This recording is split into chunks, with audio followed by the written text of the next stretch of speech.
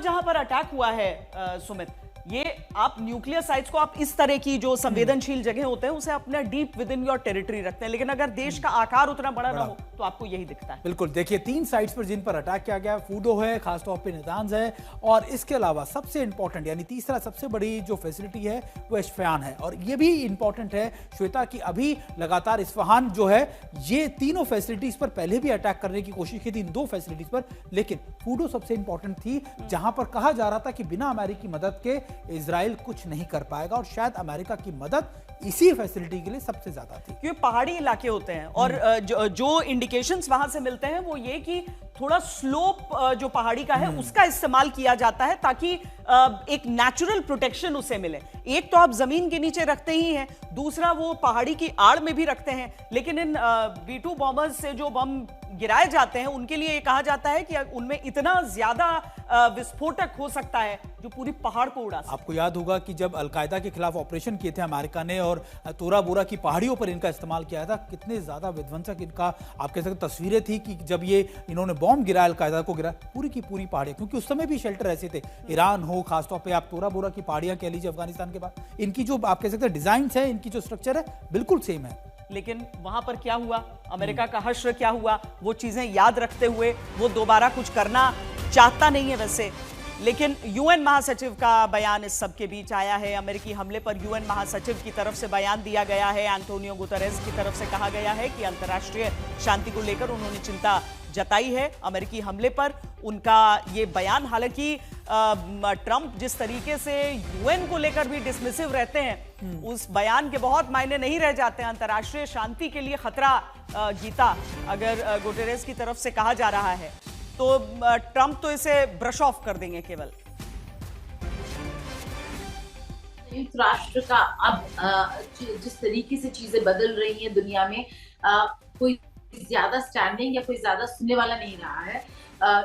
Antonio Guterres हर मामले पे बहुत सारे ऐसे मुद्दों पर बोलते आ रहे हैं, लेकिन ट्रंप और अमेरिकन सरकार वही कर रहा है जो उनको करना है और जो वो करना चाहते हैं। तो ये रिएक्शन इंपॉर्टेंट है, रिएक्शन को नहीं नकार सकते हैं, क्योंकि यूनाइटेड नेशंस के सेक्रेटरी जनरल बोल रहे हैं कि peace is the only way forward, diplomacy is the only way forward, military option नहीं हो सकते हैं। लेकिन 2 इम्पोर्टेंट फैक्टर्स है श्वेता, जिनको अभी भी हमने फैक्टर नहीं किया है, वो है रूस और चीन। अभी तक ना रशिया से ना चाइना से कोई रिएक्शन आया है।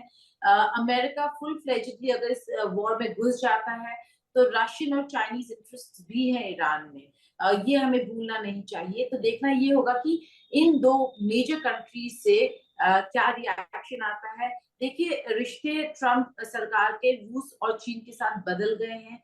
काफी फर्क है, जिस तरीके से बाइडेन एडमिनिस्ट्रेशन चाइना और रशिया के साथ डील कर रहा था वैसा नहीं रहा है। तो अभी रिएक्शंस आने शुरू हुए हैं, क्योंकि ट्रंप का जो फॉर्मल स्टेटमेंट है वो अभी आया है। कुछ बहुत इंपॉर्टेंट देश हैं जहां से स्टेटमेंट्स आना जरूरी है, भारत भी उनमें से एक है, क्योंकि अगर अभी खबर आ रही है लेकिन ये कंफर्म नहीं है श्वेता, स्ट्रेट ऑफ हॉर्मुज अगर ईरान डिसाइड करता है कि स्ट्रेट ऑफ हॉर्मुज को बंद कर दे तो इससे ऑयल सप्लाई जो है पूरे देश में इम्पैक्ट पड़ सकता है। 30% भारत की जो ऑयल सप्लाई लाइंस है वो स्ट्रेट ऑफ हॉर्मुज से गुजरते हैं। तो देखना ये होगा कि ईरान क्या डिसीजन लेता है और इकोनॉमिकली कैसे दुनिया को स्क्वीज कर सकता है। ये बस एक मिलिट्री एक्शन नहीं है, यहाँ पे कई सारे ऑप्शंस है ईरान के लिए, और स्ट्रेट ऑफ हॉर्मुज एक बहुत इंपॉर्टेंट ऑप्शन होगा जिससे काफी इम्पैक्ट कई देशों पर पड़ेगा, भारत इंक्लूडेड। और चाइना और रशिया इस पूरे मिलिट्री एक्शन को किस तरीके से देखते हैं और क्या रिएक्शन होता है। कई बार खून बहाने वाले हथियार जरूरी नहीं होते हैं, पैसा रोकने वाले हथियार भी उतने ही इंपॉर्टेंट हो जाते हैं। हमने ऑपरेशन सिंदूर की शुरुआत में देखा कि सबसे पहले सिंधु जल पर भारत ने एक्शन लिया था और वो सबसे ज्यादा कचोटते रहा। यूएसए हमले पर, अमेरिकी हमले पर ईरान परमाणु ऊर्जा संगठन का भी बयान सामने आया है। उनकी तरफ से भी कहा गया कि अमेरिका ने अंतर्राष्ट्रीय कानून तोड़ा है और ये लगातार ईरान की तरफ से कहा जा रहा है। और अब परमाणु ऊर्जा जो संगठन है ईरान का, उसकी तरफ से भी कहा कि अमेरिका ने अंतर्राष्ट्रीय कानून को तोड़ा। और देखिए देखिए यूएस से हमले पर ईरान परमाणु ऊर्जा संगठन का भी बयान इसलिए महत्वपूर्ण है कि कैसे अब ईरान इस बात को लेकर अंतर्राष्ट्रीय पटल पे तो रखेगा ही, लेकिन ये कोशिश भी करेगा कि अमेरिका पर भी सवाल उठाया जाए, ना सिर्फ इजराइल पर बल्कि अमेरिका पर भी सवाल उठाया जाए। हमारे अशरफ भी बने। अशरफ, ईरान ये कोशिश जरूर करता रहता है कि वो अंतर्राष्ट्रीय प्लेटफॉर्म्स पर इजराइल के खिलाफ, अमेरिका के खिलाफ एक माहौल बनाए, सवाल उठाए, लेकिन हर बार ईरान विफल हो जाता है क्योंकि शायद ईरान के साथ खड़ा होने वाला कोई ऐसा बड़ा देश मिलता नहीं है ईरान को।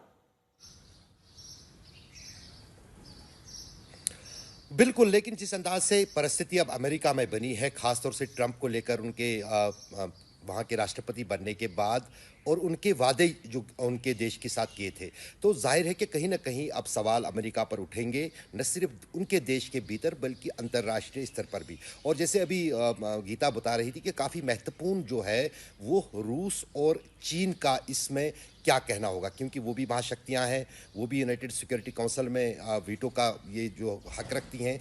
तो जाहिर है कि वो दो देश जो हैं वो शायद अभी इंतज़ार कर रहे होंगे। वो खड़े दिखे थे ईरान के साथ अभी तक, लेकिन अभी तक अमेरिका सीधे तौर पर इस युद्ध में नहीं आया था। अब अमेरिका ने न सिर्फ इस युद्ध में आया बल्कि घोषणा भी की कि हम, लेकिन महत्वपूर्ण बात यहाँ पर सुमित ये है कि जिस ताकत के बलबूते पर अमेरिका चाहता था कि शायद खामोश कर सके ईरान को, वहाँ के इतिहास ये बताता है कि सिर्फ विश्व में ईरान ही एक देश है जो अमेरिका को सामने से किसी भी बात को मानने से इनकार करा और दुश्मनी खुले आम से बता रहा है, जिसका जिक्र डोनाल्ड ट्रंप ने बयान में कहा कि वो जो है डेथ टू अमेरिका, वो प्राइम एक स्लोगन है पूरे अमेरिका ईरान में। तो जाहिर है कि ये मामला थमने वाला नहीं है। ये जितनी परेशानियां ईरान के लिए खड़ी हुई है, अब आने वाले समय में अमेरिका के लिए विश्व में जो है परेशानियां बहुत ज़्यादा बढ़ने वाली है इस हमले के बाद। और अभी तक जो है, क्योंकि पहले दिन जिस दिन बहुत ज़्यादा झटका ईरान को पहुंचा था, उनके टॉप जो है मिलिट्री कमांडर्स मारे गए, असैसिनेट किए गए, उनके टॉप न्यूक्लियर साइंटिस्ट्स असैसिनेट किए गए, तो बेंजामिन नेतन्याहू को लग रहा था कि शायद अब ये अमेरिका पर भी, क्योंकि अमेरिका पूरी तरह से इजराइल के साथ खड़ा है, वो शायद उनके बेसिस पे हमला करे। लेकिन तब भी ईरान ने जो है संयम बरता, अमेरिका को डायरेक्ट टारगेट कहीं पर भी नहीं किया, ना अमेरिकन इंटरेस्ट्स को किया। वो उनके विदेश मंत्री बार बार कह रहे थे कि हम सरेंडर नहीं करेंगे, लेकिन बातचीत के लिए हम कभी भी पीछे नहीं हटेंगे, बातचीत के लिए तैयार है। और जैसे आपने शुरू में कहा कि जिस अंदाज से जेनेवा में बातचीत की प्रक्रिया चल रही थी, ईरान के विदेश मंत्री वहां गए, वहां बात की E3 नेशंस के साथ, ब्रिटेन और फ्रांस और जर्मनी के साथ, उसके बीच भी जो जिस अंदाज से डोनाल्ड ट्रंप ने उन यूरोपीय देशों को, सहयोगियों को भी किनारे कर दिया है, वो कहीं ना कहीं डोनाल्ड ट्रंप और इजराइल और अमेरिका की तरफ से बार बार कहा गया कि बहुत क्लोज है वो बस अब अपने न्यूक्लियर बम को बनाने से, और अब इसके आगे कोई इंतजार ही नहीं हो सकता, यही बात कह कर उसके बाद आखिरकार ये हुआ। लेकिन जनरल सोई, शायद दोनों ही देशों ने, यानी कि अमेरिका ने और इजराइल ने, ये सोचा नहीं था कि इजराइल अकेले अपने दम पर इस मामले को जो हैंडल करना होता है ना, वो नहीं कर लेगा। क्योंकि अब दुनिया में देखिए ना, कोई भी दो देश अगर लड़ रहे होते हैं, उसका नाम युद्ध से अलग कुछ दे देते हैं। अब रूस यूक्रेन में, रूस बार बार उसे कॉन्फ्लिक्ट का ही नाम देता है, वॉर का नाम देने से बचता है। अमेरिका अब इसमें सिर्फ अपना एक एक्शन दिखा रहा है, लेकिन हकीकत तो यह है कि B-2 बॉम्बर्स जो हैं वो उड़ाते भी अमेरिकी पायलट्स ही हैं। ऐसा नहीं है कि वो केवल उपकरण दे रहा है इजराइल को। अब बूट्स ऑन ग्राउंड हो या फिर वो पायलट इन द स्काई हो, आखिरकार अमेरिका तो उतर ही आया है।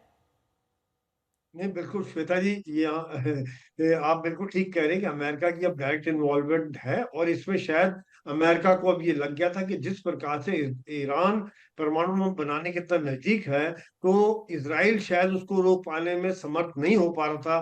खास तौर से जो फोर्दो वाली पहाड़ियां हैं और इश्फकान वाला जो इलाका है, वहां पर ठीक तरीके से बर्बादी नहीं हो रही थी। हालांकि इजराइल ने पहले यहाँ पर हमले किए थे। तो ये देखते हुए अमेरिका है, और अमेरिका ने जिस प्रकार से ट्रंप G7 की मीटिंग छोड़ के गए थे, उसके बाद से लगातार सोच विचार हुआ। और जैसे मुझे यहाँ पर खबर मिली थी कि उन्होंने बंकर बस्टिंग बम के बारे में कैसे काम करता है, उसके बारे में भी ब्रीफिंग ली थी, समझा था डिटेल में कि किस प्रकार से होता है। यानी कि उनकी सोच विचार चल रही थी। उन्होंने फोर्सेस बिल्डअप किया, एयरक्राफ्ट कैरियर वहां भेज दिया, कतार से अपने ट्रूप्स हटा दिए, और बाकी अपनी जगह को अलर्ट कर दिया। गुआम एयरबेस में और डियोगो गार्सिया में अपने बॉम्बर्स डिप्लॉय कर दिए, यानी कि पूरी तैयारी करके उन्होंने हमला किया है अभी, ताकि अगर ईरान किसी प्रकार का अमेरिका की बेसिस पर हमला करता है तो उसका मुंह तोड़ जवाब देंगे। हालांकि इस समय में नेतन्याहू और अमेरिका का स्टैंड ये रहेगा, मैं ये मानता हूं कि हमने अपना काम कर दिया, इसकी न्यूक्लियर परमाणु शक्ति को खत्म कर दिया है, हमारा काम खत्म। अगर ईरान बदला लेता है तब हम इसको सबक दिखाएंगे। जैसे उनकी भाषा से आपको भी, हम सबको पता लग रहा है कि ये उनकी भाषा इस प्रकार की निकल के आ रही है। सही तो बात है। ये हालांकि बात अभी जी एक ब्रेक का वक्त हो चला है। हालांकि सुमित, जिस तरीके से ईरान ने भी कहा था एक बार हमले रुक जाएं उसके बाद युद्ध रुक सकता है, हमले रुक जाएं फिर शांति आ सकती है, तो ये अब एक तरह से हम कह सकते हैं कि गेंद अमेरिका के भी पाले में है। बिल्कुल अमेरिका के पाले में, लेकिन अब हमले रुक कहाँ रहे, अब हमले तो बढ़ेंगे। और अब ईरान के लिए मैं बार बार कहता हूं कि ये भी सर्वाइवल का मैटर है। अब ईरान के लिए कोशिश ये भी है कि ईरान कैसे इसको आगे बढ़ाएगा, कैसे इसको रोकना चाहेगा, ये सबसे बड़ा सवाल।